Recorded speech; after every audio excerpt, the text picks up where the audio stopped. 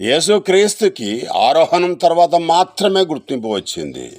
బిరుదు అనేది స్థాయిని బట్టి ఉంటుంది. క్రీస్తు ఎంత స్థాయి అంటే దేవుని కుమారుడు అనే స్థాయి వచ్చింది. సంఘానికి శిరస్సు అనేక స్థాయి వచ్చింది. ఉదాహరణకు లోకంలో ప్రపంచంలో గొప్ప వ్యక్తుల బిరుదులు ఎలా ఉన్నాయంటే రోమా చక్రవర్తులందరికీ సీజన్ అనే పేరు వచ్చింది. రోమన్ మత గురువులకి పోప్ అనే పేరు వచ్చింది. ఈజిప్టు రాజులందరికీ ఫరో అనే పేరు వచ్చింది. ఈ అధికారాలన్నీ ఘనతలే కానీ యేసుక్రీస్తుకి దేవుని వద్ద తన కుడి పార్శ్వమున కూర్చునే అవకాశం వచ్చింది. సృష్టికర్త వద్ద ఉండే అవకాశం వచ్చింది.